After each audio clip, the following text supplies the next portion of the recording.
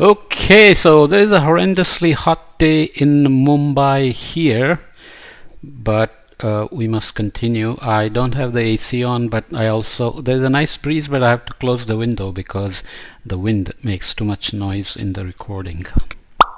Okay, so we are now moving beyond the summary of this book, and the first chapter is called Introduction.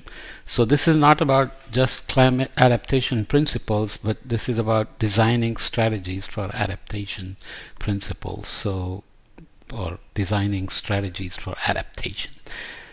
So adaptation, as we said, is very local. All global warming is local in terms of impacts, and then adaptation is hyper local because what adaptations need to happen for water, food, agriculture, energy, health, etc. can be very, very, very local. What does the introduction say? Climate change is causing risks and pressures that increasingly force societies to rethink their priorities and principles for achieving societal well-being and economic development.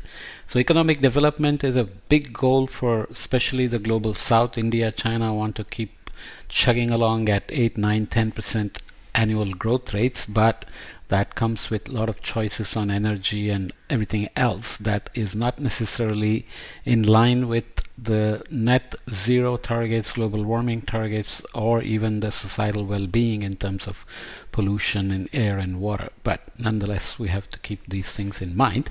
Proactive and robust actions are crucial to safeguard the continued potential of sustainable development. If prioritized according to the country's objectives, needs, and risks, such actions can help reduce and manage climate risks and accelerate development and poverty reduction. This is not always easy to accommodate in terms of what is good in the long term and what are the immediate measures, tools, and incentives that can be used to accelerate the economy, which often just means accelerating consumption, purchasing, spending, etc., consumer spending, consumer confidence, etc. This guide aims to help ministries of finance and economy who oversee the wider economic system to design national strategies for climate change, adaptation, and resilience.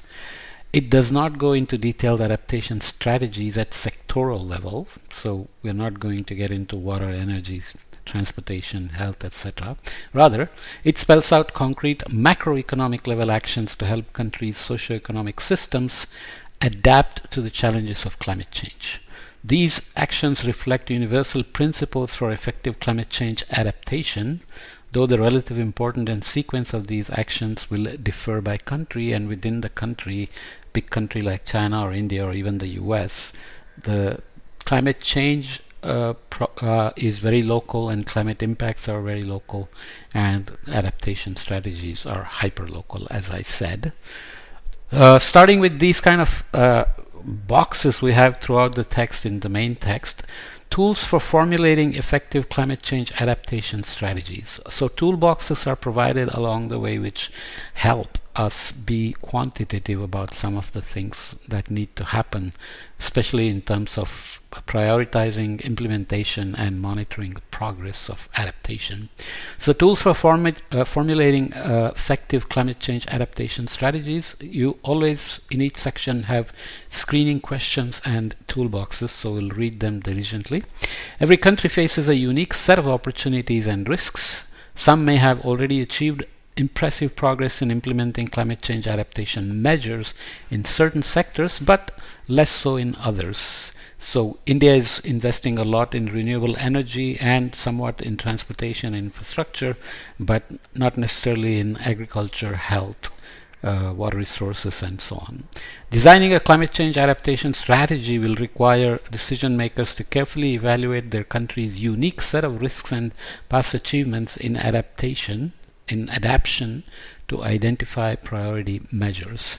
The screening questions in this guide will help decision makers identify the most urgent and effective actions that can help increase climate resilience, which is always a goal, and tailor them to countries' specific needs and circumstances. In fact, climate resilience ends up being also a weather-ready nation, as the US says, because climate change is going to manifest in day-to-day weather. There are chronic changes in terms of background temperature, but that also affects daily rainfall, heat waves, nighttime temperatures, daytime temperatures, impact on crops, etc. Right? So let's read the other part. Toolboxes: evaluate risks and opportunities. How should a country evaluate its unique climate risks and socio-economic vulnerability?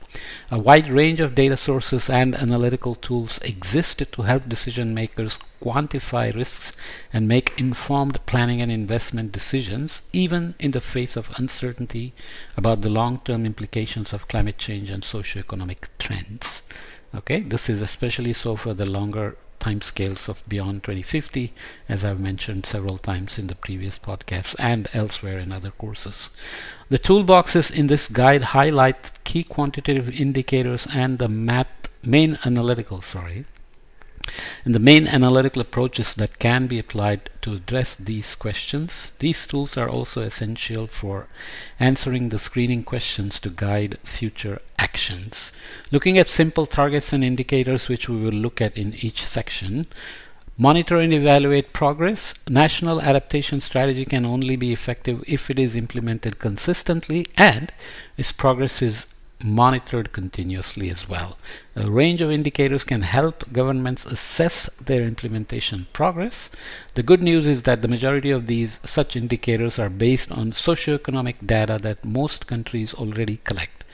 This is not necessarily true in terms of the granularity needed, so at what level these data are collected, how they are made available for research development strategies is not always still up to par. Monitoring the indicators can help a government to not only track progress but also adjust and improve its strategy as new insights are won. So the adaptive progress, the adaptive management, learning by doing are very critical in this. The concrete indicators proposed in this guide can help decision makers monitor and evaluate progress towards the objectives mandated by a national adaptation strategy. Okay, throwing in COVID-19 at each step is a good thing here, but this is a bit outdated because this was written just before COVID actually went through its heydays across the globe and ended recently. Hopefully it's ended.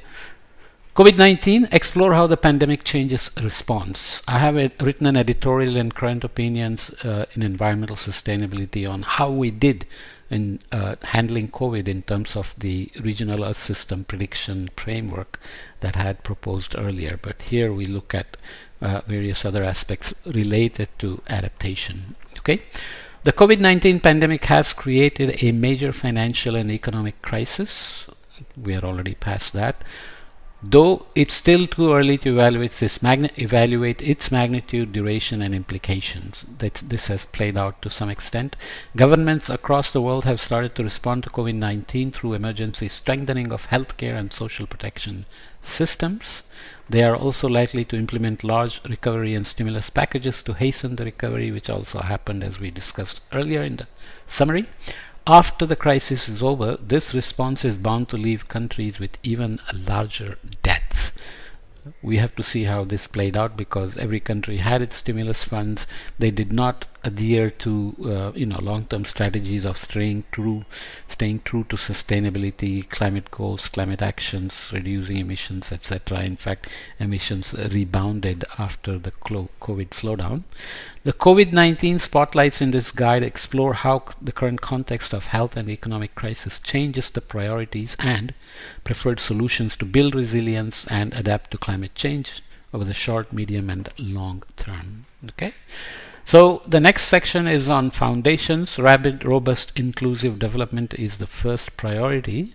Maybe I should leave this for the next podcast and leave the introduction to the main text as a separate opening podcast. So I will stop here, but we'll keep looking at this kind of structure where we have metrics to be looked at, tools to be used for various purposes here in terms of laying the foundations and prioritizing, implementing, monitoring, etc. So we'll come along and do that in the following podcasts. Okay, let me stop this here for now. All right.